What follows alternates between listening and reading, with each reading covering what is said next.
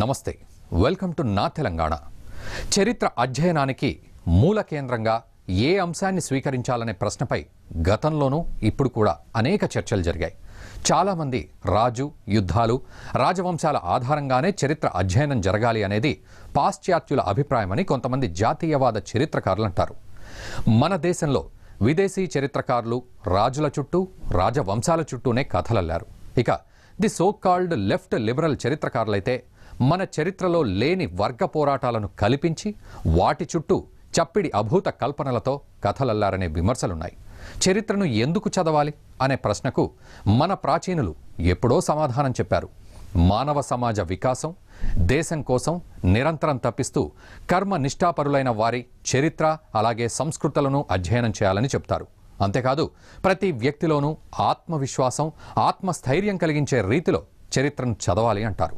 తెలంగాణ చరిత్రను సైతం ఈ కోణంలో అధ్యయనం చేస్తే మన గత వైభవం కళ్లకు కడుతుంది. మన పూర్వీకులు చేసిన తప్పిదాలు మళ్లీ చేయకుండా పాఠాలు కూడా నేర్పుతుంది. శాతవాహనులు, ఇక్ష్వాకులు, విష్ణుకుండినులు, తర్వాత తెలంగాణను పాలించిన రాజులు చాళుక్యులు, అలాగే తెలంగాణలోని కొన్ని ప్రాంతాలను రాష్ట్ర కూటములు కూడా కొంతకాలం పరిపాలించారు. ఇంతకీ చాళుక్య రాజులు ఏం చేశారు? రాష్ట్రకూటులు నిర్మించిన కట్టడాలేంటి? ఇదే ఇవాల్టి నా తెలంగాణ.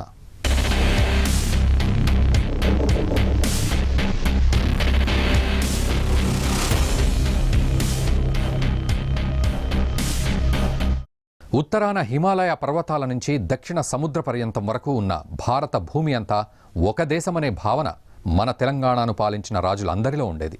తాము పాలించిన రాజ్యాలను వారంతా మన ప్రాచీన సంస్కృతి సంప్రదాయాలను అనుసరించే తమ పాలన సాగించారు. అలాగే ఏ రాజ్యమైనా త్వరితగతిన ప్రగతిని సాధించాలంటే సుస్థిరత ముఖ్యమంటారు. శాతవాహనుల తర్వాత తెలంగాణతో పాటు దక్షిణ భారతం అంతా సుస్థిరతను సాధించేందుకు కృషి చేసిన వారే చాళుక్య రాజులు.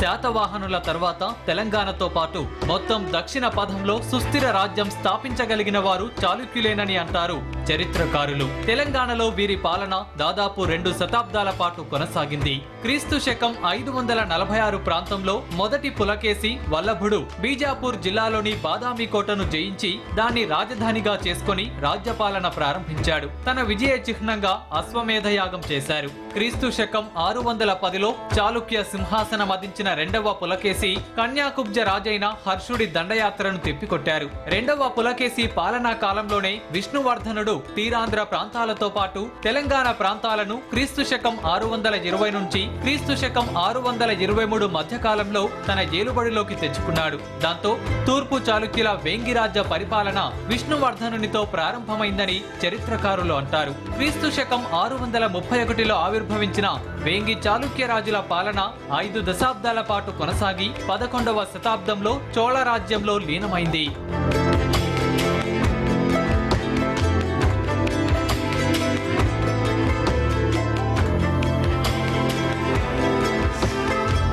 అటు పులకేసిపై ప్రతీకారం తీర్చుకొనడానికి పల్లవరాజు క్రీస్తు శకం 641లో బాదామిని ముట్టడించాడు. పులకేసి, విష్ణువర్ధనులిద్దరూ ఈ యుద్ధంలో ప్రాణాలు కోల్పోయారు. ఆ తర్వాత విష్ణువర్ధనుడి పెద్ద కొడుకు జయసింహుడు 30 ఏండ్లు రాజ్యం చేశాడు. ఇతని అధికారం కళింగ నుంచి పాకనాటి వరకు కొనసాగింది.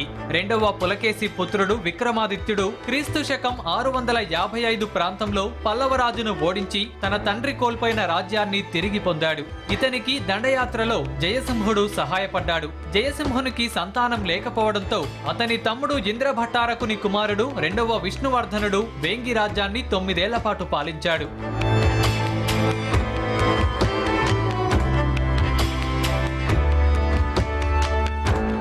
రెండవ విష్ణువర్ధనుని తర్వాత అతని పుత్రుడు మంగిరాజు 25 ఏళ్లు పరిపాలించాడు. ఇతని తర్వాత జయసింహుడు క్రీస్తు శకం 705 మొదలు క్రీస్తు శకం 712 వరకు ముమ్మడి విష్ణువర్ధనుని పరిపాలన సాగింది. క్రీస్తు శకం 753లో బాదామి చాళుక్య రాజైన రెండవ కీర్తివర్మను ఓడించి దంతిదుర్గుడు రాష్ట్రకూట రాజ్యాన్ని స్థాపించాడు.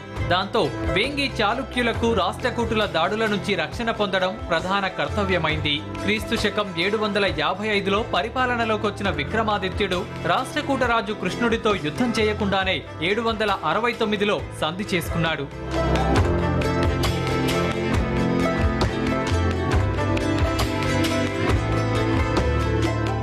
విక్రమాదిత్యుని మరణానంతరం అతని పుత్రుడు 4వ విష్ణువర్ధనుడు రాజ్యాధికారానికొచ్చి క్రీస్తు శకం 771 నుంచి క్రీస్తు శకం 804 వరకు పరిపాలించాడు. రాష్ట్రకూట రాజైన ధ్రువుడు వేంగిపై దండెత్తి వచ్చినప్పుడు తన కుమార్తెను శిలామహాదేవిని అతనికిచ్చి వివాహం చేసి బంధుత్వం నెరుపుకున్నాడు. విష్ణువర్ధనుడి అనంతరం అతని కుమారుడు విజయాదిత్యుడు రాజ్యానికొచ్చాడు. అతని తమ్ముడు భీమసలి ద్రోహబుద్ధితో రాష్ట్రకూట చక్రవర్తి ముమ్మడి గోవిందరాజు సహాయంతో 9 సంవత్సరాల పాటు యుద్ధాలు చేసి విజయాదిత్యునికి నిద్ర లేకుండా చేశాడు. విజయాదిత్యునికి పాపభీతి ఎక్కువని చరిత్రకారులంటారు. పైగా పరమేశ్వరుడి భక్తుడు. యుద్ధాలలో తాను చేసిన జీవహింస వల్ల కలిగిన పాపాన్ని పోగొట్టుకునడానికి తాను పోరాడిన 108 రణక్షేత్రాల్లోనూ శివాలయాలు కట్టించారు. ఇతను క్రీస్తు శకం 784లో చనిపోయాడు.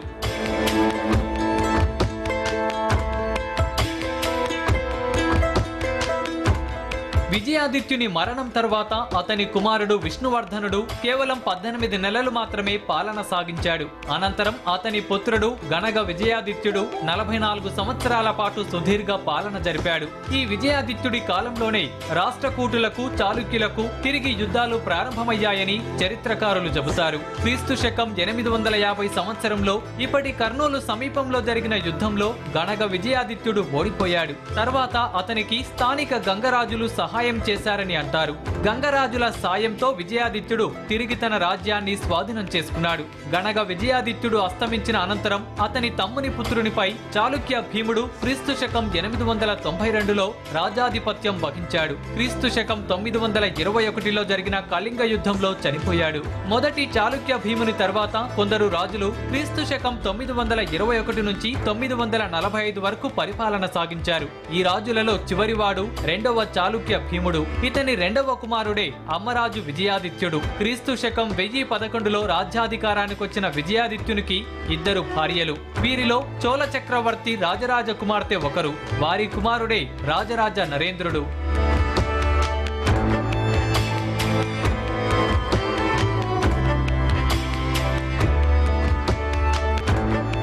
అటు రాజరాజుకు అమ్మంగిదేవి వలన రాజేంద్రుడనే కుమారుడు జన్మించాడు. ఇతను తన మాతాహుని వద్ద చోళ రాజధానిలో పెరిగాడు.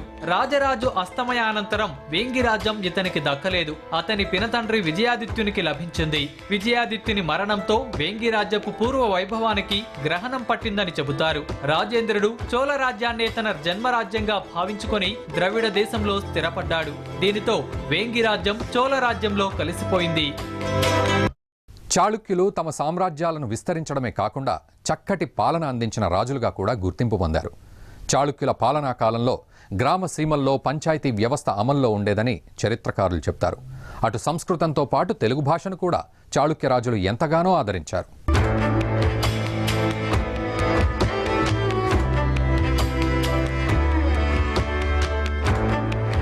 చాళుక్యులు రాజమహేంద్రవరంతో పాటు వేంగిపురంను తమ రాజధాని నగరాలుగా చేసుకుని పాలన సాగించారు. వేంగిపురం ఇప్పుడు పశ్చిమ గోదావరి జిల్లాలో ఏలూరు పట్టణానికి 8 మైళ్ల దూరంలో శిథిలావస్థలో కనిపిస్తుంది. తెలుగువారు ఆదికవిగా భావించే నన్నయ్య భట్టు రాజరాజ నరేంద్రుని వేంగి విజయాధీశుడు, వేంగినాథ, వేంగి భూవల్లభ అని సంబోధించాడు. వీరి కాలంలో గ్రామసీమల్లో పంచాయతీ వ్యవస్థ అమల్లో ఉండేది. గ్రామ పంచాయతీ సభ్యులను రాజులే నియమించేవారు. వీరి కాలంలో ధాన్యాలు కొలవడానికి రాజముద్రలున్న కొలిసే పాత్రలు ఉండేవి. అంతేకాదు వీరి కాలంలో స్త్రీ, శిశు, బాల, బ్రాహ్మణ, వృద్ధజనులను హింసించరాదని కఠిన నిబంధనలుండేవని చరిత్రకారులు చెబుతారు.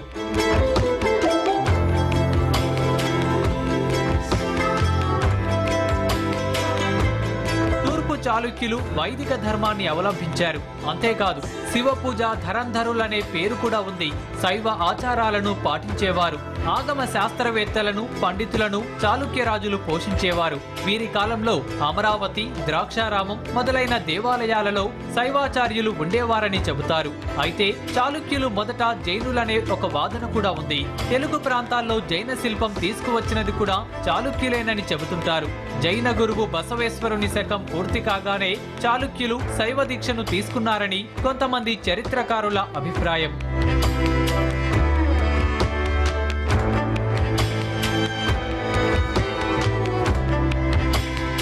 ఇక చాళుక్యులు తమ కళాభిరుచికి అనుగుణంగా ఆలయాలను నిర్మించారు. ఈ ఆలయాలు మనకు తెలుగు రాష్ట్రాల్లో తప్ప మరెక్కడా కానరావు. కోటిలింగాల పుణ్యక్షేత్రంతో పాటు ఆలంపురంలోని ఆలయాలను వీరు విభిన్న రీతులలో నిర్మించారు. ఇక్కడ బాలబ్రహ్మేశ్వర స్వామి దేవాలయం చుట్టూ కోట కూడా ఉంది.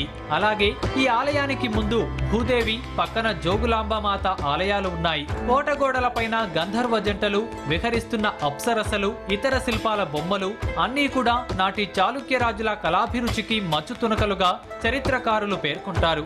అటు దేవాలయాలపై నిలువెత్తు దేవతా విగ్రహాలు కూడా మనకు కనిపిస్తాయి. నటరాజు, అష్టదిక్పాలకులు మొదలైన విగ్రహాలు ఉన్నాయి.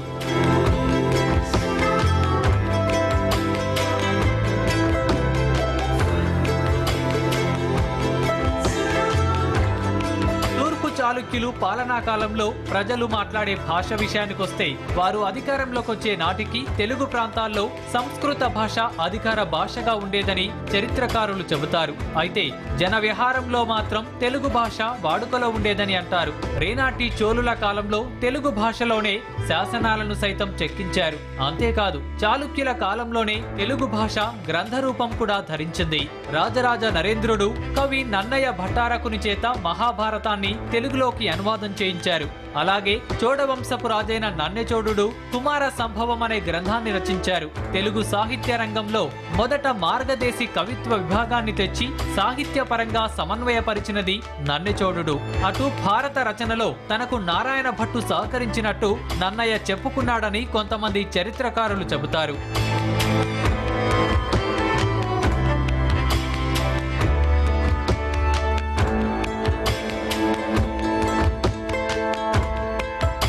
అలాగే చాళుక్యుల కాలంలో విశ్వకర్మలకు సమాజంలో ఎంతో గొప్ప స్థానం ఉందని చరిత్రకారులు చెబుతుంటారు. రాగి రేకులపై శాసనాలు చెక్కడం వీరి పని. శాసన లేఖకులుగా విశ్వకర్మలను నియమించేవారు. రాజులు శాసనాలపై శివలింగాన్ని, చంద్రుని గుర్తును వేసేవారు. వీరి నాణెములపై వరాహ చిహ్నములు ఉన్నాయని, దాంతో చాళుక్య రాజులను శివభక్తులని చరిత్రకారులు పేర్కొన్నారు. అటు రాజు బాలుడుగా ఉన్నప్పుడు అతని తల్లి రాజ్యభారం వహించేది. ఆనాటి రాజభవనాలు రాజుల స్నాన గృహాలు స్ఫటిక వేదికలు చిత్రాలతో మెరిసే స్తంభాలతో శోభిల్లుతుండేవి. అటు చాళుక్యులు బలహీనపడటంతో రాష్ట్రకూటులు విజృంభించి తెలంగాణలోని అనేక ప్రాంతాలను తమ ఆధీనంలోకి తెచ్చుకున్నారు. అంతేకాదు రాష్ట్రకూటుల పాలన కాలంలోనే ఆంధ్ర శిల్పుల ఖ్యాతి నలుదిశలా వ్యాపించిందని చరిత్రకారులు చెప్తారు. అందుకు ఎల్లోరాలోని హైందవ శిల్పాలే సజీవ సాక్ష్యమంటారు.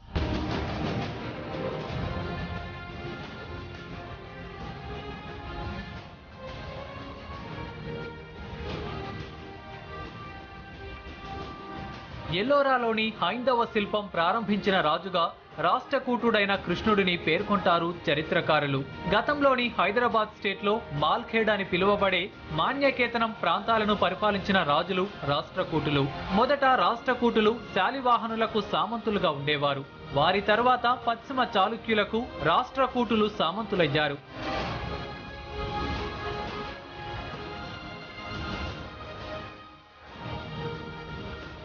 క్రీస్తు శకం 780 నాటికి పశ్చిమ చాళుక్యులు బలహీనపడిన రోజులలో రాష్ట్రకూటరాజు దంతిదుర్గుడు తన సైన్యంతో వాతాపి నగరాన్ని ముట్టడించి స్వాధీనం చేసుకున్నాడు.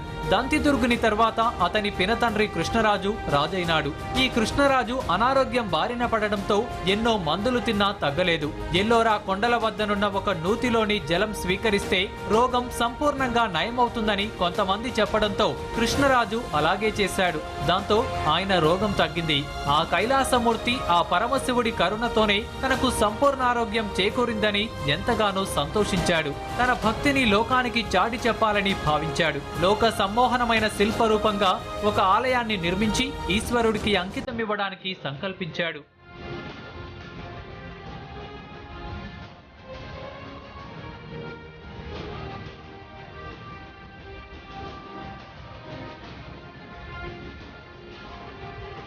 తన సంకల్పాన్ని సాకారం చేయడం కోసం శిల్పుల కోసం వెతికాడు. అంతకు ముందే అజంతా, మహాబలిపురం అద్భుత ఆలయాలను నిర్మించిన శిల్పుల వంశీకులైన ఆంధ్ర శిల్పులను కృష్ణరాజు తన రాజ్యానికి రప్పించాడు. కైలాస పర్వత సౌందర్యానికి ఏమాత్రం తీసిపోని విధంగా శిల్పాలతో ఎల్లోరాలో నిర్మాణం చేపట్టారు. కొండ పక్క భాగమంతా తొలచి ఆ రాతితో ఒక ఆలయాన్ని నిర్మించారు. ఈ ఆలయానికి ఉన్న అందం ప్రపంచంలోని ఏ ఆలయానికి లేదని రసజ్ఞులు చెబుతుంటారు.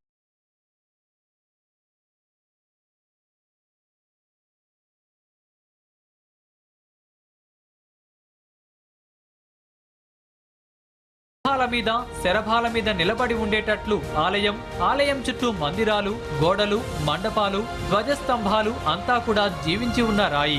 విడిగా చెక్కిన శిల్పం ఒక్కటి కూడా తీసుకువచ్చి అక్కడ అతికించలేదు. త్రివేణి మూర్తులైన గంగా, యమున, సరస్వతులు, పార్వతీ పరమేశ్వరులు అధిష్ఠించి ఉన్న కైలాసాన్ని ఎత్తటానికి సంకల్పించిన రావణుడు హిరణ్యకశిపుని మదమరచటానికి అతనితో కుస్తీ పడుతున్న సింహమూర్తి, మండపం, మందిరంలోనూ ఇంకా ఆవరణ కుడ్యముల మీద చెక్కి ఉన్న శివలీలలు భారతీయ శిల్ప సంపదకు శిరోమణిలా ఉన్నాయి.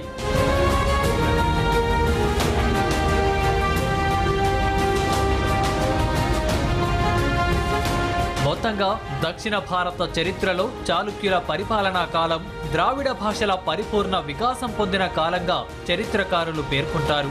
అందులో తూర్పు చాళుక్య రాజులు పాలనా కాలం చాలా ముఖ్యమైనదిగా పేర్కొంటారు. ఈ చాళుక్య రాజులలో ప్రముఖుడు రాజరాజ నరేంద్రుడు. తెలుగు భాషకు ప్రప్రథమంగా అధికార భాషా ప్రపత్తిని కల్పించి దాని అభివృద్ధికి దోహదం చేసిన ఘనత చాళుక్యులకు దక్కుతుంది. క్రీస్తు శకం 625 నుంచి 1070 వరకు దాదాపు 4 శతాబ్దాలకు పైగా తెలుగు రాష్ట్రాలను పాలించిన తూర్పు చాళుక్య వంశానికి చెందిన రాజులకు దక్కుతుంది. తెలుగు రాజభాష ప్రతిపత్తిని పొందినట్లుగా తెలియపరిచే తెలుగు శాసనాలు తెలంగాణ రాష్ట్రంలో కూడా కనిపిస్తాయి.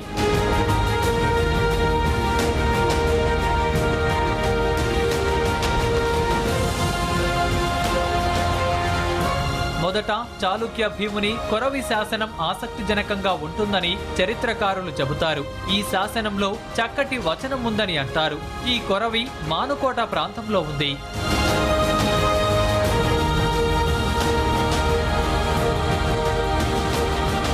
ఇది ఇవాల్టి నా తెలంగాణ చారిత్రక వైభవానికి సంబంధించి మరొక అంశంతో మళ్ళీ కలుద్దాం. చూస్తూనే ఉండండి భారత్ టుడే. దేశం కోసం, ధర్మం కోసం.